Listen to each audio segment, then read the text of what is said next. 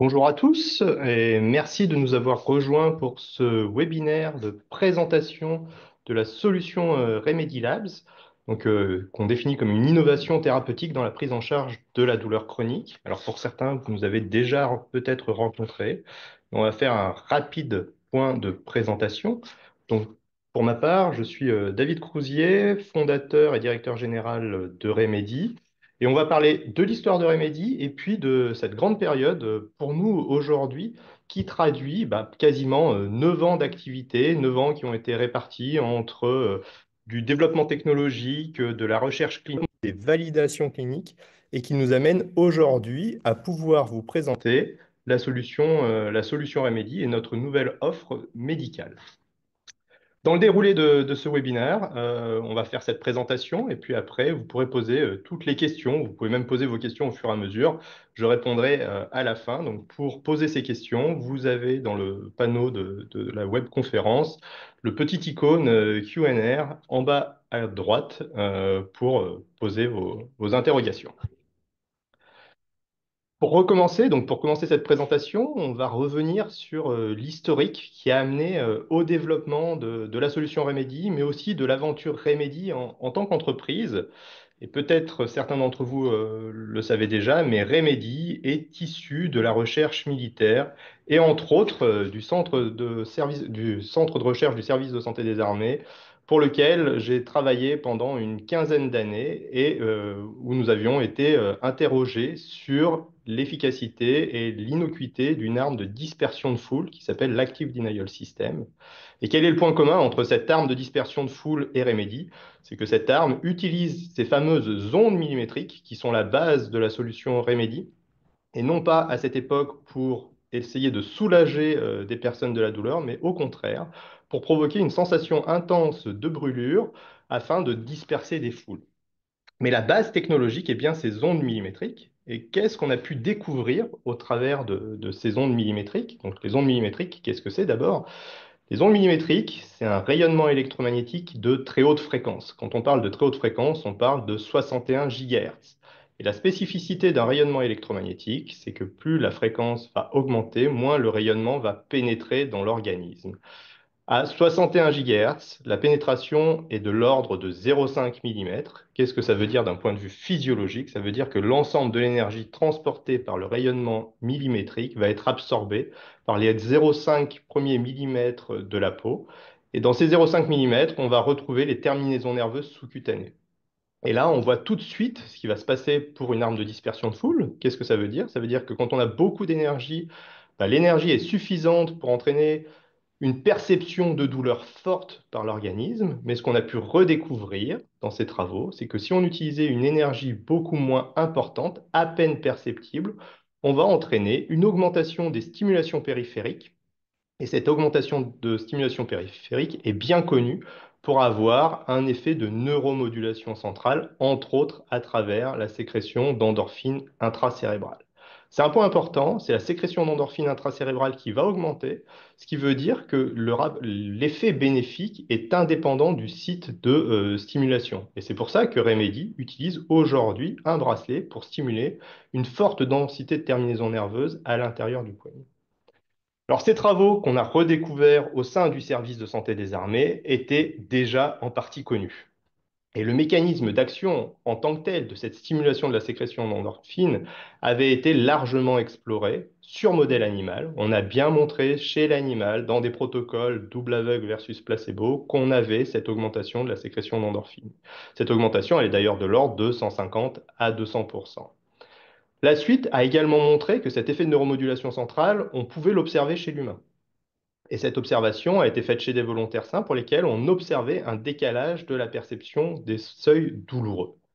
Par la suite, et ça a été les premiers travaux de Remedy Labs qui ont visé à redémontrer cet effet hypoalgésien, nous avons pu le redémontrer dans des travaux qui ont été publiés en 2023 et qui ont montré qu'on avait une augmentation, pardon, du seuil de perception douloureuse de l'ordre de 150% après 30 minutes.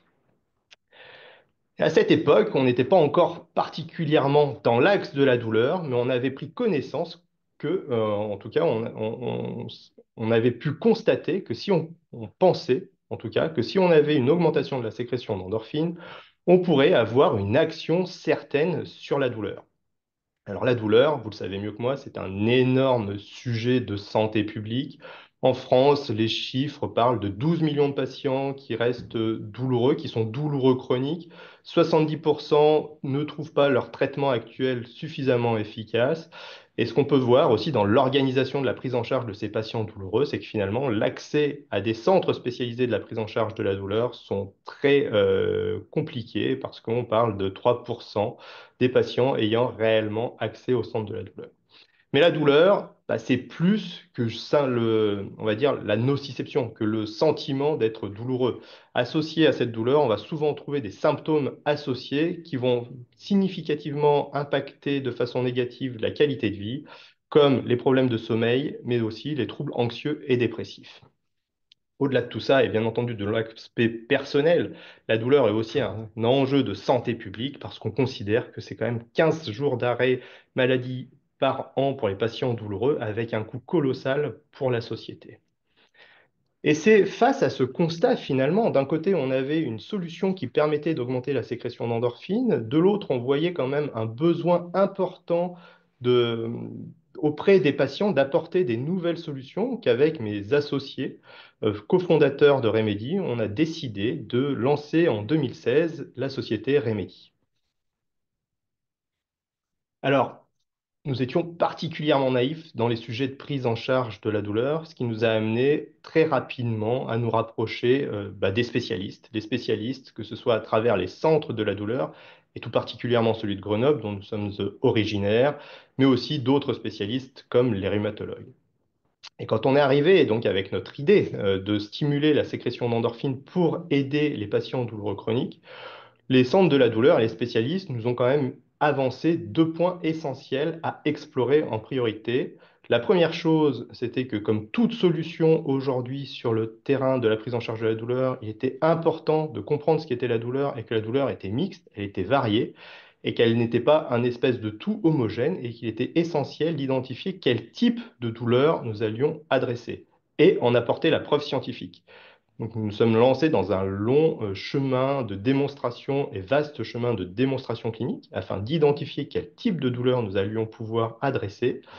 Et puis, je dirais, le sujet qui a été pratiquement le plus important, c'est que très rapidement, on nous fait comprendre que quelle que soit notre solution médicale, aussi innovante pouvait-elle être, si on ne comprenait pas ce qu'était réellement la douleur, on n'arriverait pas forcément au résultat attendu. Et cette prise de conscience, elle est passée par la compréhension de ce qu'était vraiment la douleur et que la douleur ne se résumait pas uniquement à l'aspect nociceptif. La nociception, c'est le mécanisme physiologique qu'on connaît bien, qui part du récepteur et qui va aller jusqu'au cerveau. C'est souvent associé à la douleur aiguë. C'est pas la douleur neuropathique dans laquelle on va retrouver une compression nerveuse qui va entraîner cette perception de douleur, mais que la douleur chronique était avant tout une émotion. Et donc, comme toute émotion, pour pouvoir la prendre en charge, on ne peut pas arriver uniquement avec une solution physiologique. Et c'est sur cette base que nous avons pu avancer et développer la solution Remedy. La solution Remedy, on va dire que sa figure de proue, c'est bien le bracelet stimulateur de la sécrétion d'endorphine, mais elle va beaucoup plus loin parce qu'on va accompagner les patients. Grâce à ces nombreux essais cliniques, nous avons pu constater que le champ d'efficacité de Remedy, il n'était pas dans la nociception, il n'était pas dans la douleur neuropathique, mais il était dans ce que on venait de découvrir en 2016, c'est très récent pour le milieu médical, c'est ce qu'on appelle les douleurs nociplastiques. Et les douleurs nociplastiques, ce sont les douleurs d'hypersensibilisation centrale. On n'a pas de lésion neuronale, on n'a pas quelque chose qui va entraîner une perpétuelle stimulation des nocicepteurs, mais il n'empêche que les patients souffrent et ils souffrent parce qu'on a un défaut d'intégration des signaux au niveau du cerveau. Et ce qui nous a permis de savoir que Remedy était efficace, ce sont nos essais cliniques sur lesquels nous allons passer un peu plus de temps par la suite. En ayant pris l'ensemble de ces éléments en compte, nous sommes donc arrivés à la conception de l'offre Remedy en 2021. Comme je l'ai évoqué, l'offre Remedy, elle s'appuie en priorité sur la stimulation des ondes millimétriques grâce à notre dispositif, le bracelet Remedy. Le bracelet Remedy, c'est un dispositif qui va émettre ces fameuses ondes millimétriques à l'intérieur du poignet pendant des sessions de 30 minutes un minimum de 3 sessions par jour. Grâce à l'effet de ces ondes millimétriques, on va bien avoir notre effet de neuromodulation centrale. Et déjà à cette époque, suite aux diverses interactions qu'on avait eues avec les spécialistes de la douleur, on avait conscience que pour être efficace, un dispositif médical doit bien entendu être utilisé. Et c'est pour cette raison que nous sommes allés sur un design qui est un design type bracelet. C'est pas du tout pour un effet de mode, c'est parce qu'il fallait répondre à deux enjeux, une forte innervation pardon, des territoires exposés, le poignet étant une zone fortement innervée, mais aussi une grande facilité d'usage, parce qu'on avait conscience que beaucoup de dispositifs efficaces, finalement, étaient rapidement abandonnés parce qu'il était difficile de les mettre en œuvre dans la durée et puis dans la fréquence de minimum 2 à 3 fois par jour. Comme je l'ai dit tout à l'heure en préambule, grâce à nos collègues des centres de la douleur, on avait compris que la douleur ne pouvait se limiter qu'à cette seule approche physiologique, quand bien même on utilise régulièrement le bracelet. Et c'est pour ça qu'on a développé notre offre Remedy complète qui s'appuie sur le dispositif, mais dans laquelle on va retrouver un accompagnement humain et l'application. Le but de ces deux éléments complémentaires, l'accompagnement et l'application, c'est premièrement, former à la bonne utilisation du dispositif, faire comprendre aux patients que l'utilisation de Remedy, les bénéfices ne vont pas être immédiats, il va falloir être régulier et il va falloir attendre en moyenne 4 à 6 semaines pour voir les premiers bénéfices. Et puis surtout, faire un peu d'éducation thérapeutique auprès de nos utilisateurs. Leur faire comprendre ce qu'était la douleur chronique, comment le bracelet allait pouvoir les aider, de façon à maximiser l'adhérence au traitement dans la durée. Sur cette base, nous avons pu essayer auprès d'utilisateurs la solution Remedy, qu'on appelait RemedyWell, que certains d'entre vous connaissent, qui est aujourd'hui la même, s'appuyait sur les mêmes bases que ce que je vais vous présenter après, notre offre maintenant médicale, dans deux applications majeures que sont la fibromyalgie et l'arthrose. À date, avec cette offre bien-être, Remedy a accompagné plus de 10 000 utilisateurs sur lesquels nous avons pu avoir énormément de données et de confirmation de l'efficacité. Donc, je l'ai dit, nous avons fait plusieurs essais cliniques. Le premier porte sur la fibromyalgie. Et la fibromyalgie, pour l'occasion, est une pathologie quasiment 100% nociplastique. On a des patients qui sont douloureux, pour lesquels on va avoir associé des douleurs, bien entendu, des problématiques de sommeil, des problématiques d'anxiété, sans pour autant identifier des biomarqueurs importants. Cette pathologie, la fibromyalgie, est une pathologie que vous connaissez bien entendu très bien, est un sujet majeur pour les patients, mais aussi pour les praticiens. Beaucoup de personnes sont atteintes de la fibromyalgie. On parle de 2% de la population, principalement des femmes, dans leur 5e décennie, et pour laquelle aujourd'hui, ou jusqu'à peu, on n'avait vraiment aucune solution. Nous sommes donc focalisés sur la fibromyalgie et nous avons lancé un essai clinique. Un essai clinique d'importance, une étude clinique randomisée multicentrique, avec 8 centres d'inclusion, 170 patients fibromyalgiques diagnostiqués selon les critères de l'ACR 2016 et qui présentaient une certaine sévérité de la fibromyalgie. La fibromyalgie, le critère principal dans les essais cliniques, c'est ce qu'on appelle le FIQ, le Fibromyalgia Impact Questionnaire, qui est un questionnaire de qualité de vie et surtout qui va recenser l'ensemble des symptômes de la fibromyalgie. Et nous avons fait un design d'essai clinique sur une durée relativement importante. Nous avons eu un suivi des patients sur 9 mois.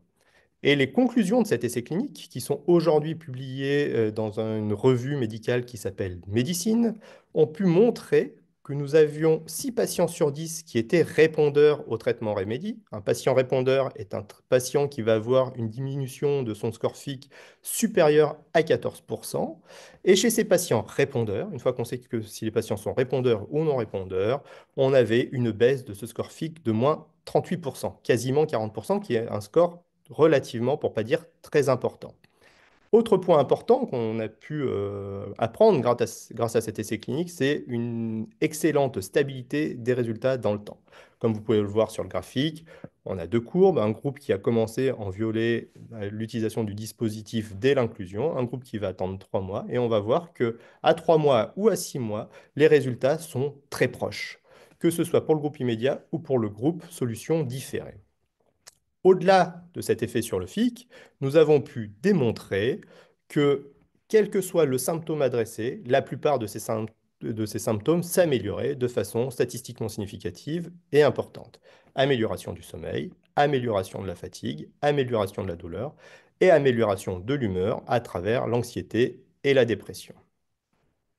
Au-delà de ces résultats, particulièrement cliniques dans leur approche, on le sait quand on s'adresse aux patients, aujourd'hui, que le traitement soit efficace, c'est bien entendu un élément indispensable, mais il est aussi important de savoir comment le patient se ressent et comment lui ressent le bénéfice associé à l'utilisation. Et ce qu'on a pu voir dans cet essai clinique, grâce à un score qu'on appelle le PGIC, c'est que 8 patients sur 10 percevaient une amélioration de leur qualité de vie.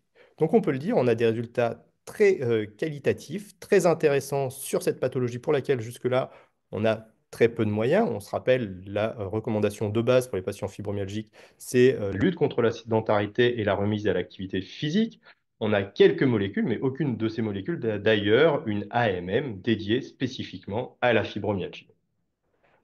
Mais nous ne sommes pas arrêtés à l'observation des résultats cliniques. Et comme je vous l'ai dit précédemment, la solution RemedyWell, qui était là pour améliorer l'humeur et le stress, on avait beaucoup de patients fibromyalgiques. Et donc, on a fait une étude rétrospective sur nos utilisateurs qui se déclaraient fibromyalgiques. Et grâce à ces utilisateurs qui ont été engagés auprès de la solution RemedyWell, de bien-être, avant même les résultats cliniques, nous avons plus de 18 mois, même quasiment aujourd'hui 3 ans de recul sur l'évolution de ces patients dans le temps. Et chose très intéressante, on confirme totalement ce que nous avons pu observer dans notre essai clinique, y compris sur une longue durée à 18 mois. La première chose, c'est qu'on a toujours 8 patients sur 10 qui perçoivent une amélioration importante de leur qualité de vie à 18 mois. Les résultats sont très stables dans le temps. Si on va un peu plus spécifiquement dans le détail, on s'aperçoit que la baisse de la douleur, elle aussi, est très importante. On gagne 2 points sur le VA. Et cette baisse reste très stable, que ce soit à 9 mois ou à 18 mois. Et de la même façon, on a évalué l'évolution de ce score fixe, ce score multidimensionnel, stress, anxiété, sommeil et douleur. Et on s'aperçoit de la même façon que les patients atteignent un plateau. Ce plateau apparaît généralement entre 3 et 6 mois et se stabilise dans le temps tant que l'utilisateur va utiliser la solution. Alors de la même façon, ces résultats très intéressants et qui confirment pleinement l'efficacité de Remedy dans la fibromyalgie ont été et viennent d'être publiés dans un excellent journal de prise en charge de la douleur qui s'appelle Journal of Pain Research. On a parlé de fibromyalgie. La fibromyalgie est donc, comme on l'a dit, une pathologie dont la composante douloureuse est essentiellement, pour ne pas dire en totalité, nociplastique. Mais qu'en est-il d'autres pathologies douloureuses chroniques? Et dans nos essais cliniques, nous sommes intéressés à l'arthrose. Et pour l'occasion, l'arthrose est une pathologie qui touche une part de la population encore plus importante. On parle de 7% des patients douloureux. En France, on parle, pardon, 7% de la population mondiale. On parle de 10 millions de patients arthrosiques en France, 7 millions de patients qui, pour l'occasion, ont un symptôme douloureux important. Et cette arthrose, que je ne vais pas décrire, mais qu'on connaît tous, qui se traduit par des douleurs, bien entendu, des raideurs, des gonflements, impacte aussi drastiquement la qualité de vie des patients qui sont atteints avec, finalement, encore une fois, comme on le retrouve assez souvent, une perception insuffisante de l'efficacité des traitements en cours. L'arthrose, pour nous, est intéressante parce que c'est une pathologie mixte. On a une douleur nociplastique, on le sait maintenant, qui apparaît avec le temps, mais comme dans la plupart des douleurs chroniques, c'est une douleur mécanique et c'est une douleur inflammatoire. Alors, ça peut être l'un ou l'autre ou les trois. Notre essai clinique, donc qui est un des premiers essais cliniques que nous avons pu réaliser, portait sur une cohorte de 60 patients. On était sur un design d'étude un petit peu différent, qu'on appelle un crossover. On avait des patients qui utilisaient la solution pendant 3 mois, puis qui arrêtaient de l'utiliser pendant 3 mois, et on regardait la différence d'évolution de la perception de ces patients avec et sans le dispositif. Et ce qu'on a pu voir, encore une fois, des choses très intéressantes. On a pu voir chez nos utilisateurs une baisse importante de la douleur, de 21%, quelque chose de significatif. Je ne le présente pas là, mais on a pu voir que cette mise en place de la baisse de la douleur est dynamique. Il va falloir du temps pour qu'elle apparaisse. Et on sait qu'elle va mettre entre 2 et 3 mois pour augmenter, pour se maximiser. Et associé à cette baisse de la douleur, et ce qui nous a tout de suite orienté vers la composante nociplastique de la douleur, on a une amélioration importante de la qualité du sommeil. On ne le présente pas là, on sait qu'on est efficace sur la composante nociplastique de l'arthrose parce qu'on a pu démontrer, par contre, que nous n'avions pas de modification des scores de mobilité. Or, la mobilité dans l'arthrose est particulièrement liée à la douleur mécanique, à la douleur nociceptive. De la même façon, comme j'ai expliqué tout à l'heure, nous avons pu faire une analyse de nos utilisateurs qui déclaraient souffrir d'arthrose. Et de la même façon, nous avons pu observer des résultats qui confortaient totalement nos observations de l'essai clinique. À savoir que de façon assez intéressante, on retrouve des choses qui sont très proches de ce que nous avions pu voir dans la fibromyalgie. À savoir, 8 patients sur 10 montrent une amélioration ou en tout cas déclarent une amélioration importante de leur qualité de vie après 3 mois. Puis nous avons pu observer des éléments complémentaires. Ces éléments sont sur l'intensité de la douleur. On voit que la baisse de la douleur est de l'ordre de 2 points, donc on retrouve un peu plus même que nos 20% démontrés tout à l'heure. Puis surtout, on a une évolution dans la fréquence des crises. On s'aperçoit que les patients qui souffraient régulièrement de crises d'arthrose vont voir une baisse de leur fréquence des crises pour passer généralement de temps en temps à moins souvent, pour pas dire quasiment jamais. C'est pour le graphique de gauche. Donc aujourd'hui, pourquoi c'est un grand jour pour Remedy? C'est que nous avons, après quasiment 9 ans donc, de travail, de défis remontés, nous sommes sur le marché avec nos deux offres médicales. Une qui s'appelle Novirem, qui est bien dédiée à la prise en charge des douleurs rhumatismales, avec cette spécificité pour les douleurs de l'arthrose. Puis un autre dispositif qui pour lui est le premier dispositif médical autorisé en France et en Europe pour la prise en charge de la fibromyalgie. L'accès de ces deux offres se fait à travers notre site Novirem pour les douleurs rhumatismales et le site Fibrorem pour les douleurs et plus globalement pour la prise en charge des symptômes de la fibromyalgie. Alors, aujourd'hui, quelles sont ces offres? Ces offres FibroRem et Novirem, comme on l'a dit, elles s'appuient sur le bracelet comme élément essentiel de démarrage de la solution, mais ce n'est pas que le bracelet. On a bien notre application. Notre application va permettre à nos patients d'être onboardés, comme on dit. Le patient va retrouver un tableau de bord dans lequel il va retrouver ses séquences, c'est la séquence de ses traitements, est-ce qu'il a bien fait ses solutions. Il va retrouver également des contenus éducatifs et puis surtout, ça va être l'élément qui va faire du lien entre le patient et les personnes qui vont accompagner les patients chez Remedy. Alors, ces personnes, chaque patient va avoir un coach qui lui est attribué, qui lui est dédié pour faire son éducation à l'utilisation du bracelet et puis surtout pour le suivre tout au long de son parcours Remedy. Ce suivi se fait avec des échanges chat, mais aussi par l'adressage de différents questionnaires qui vont permettre de suivre l'évolution des symptômes et tous les 3 mois, on va avoir un bilan un peu plus approfondi qui sera fourni aux patients afin qu'ils puissent le partager avec les praticiens qui le suivent. Alors maintenant, comment accéder à l'offre? Donc, que j'indiquais juste avant, on va pouvoir accéder à l'offre Remedy à travers les sites Novirem, Fibrorem.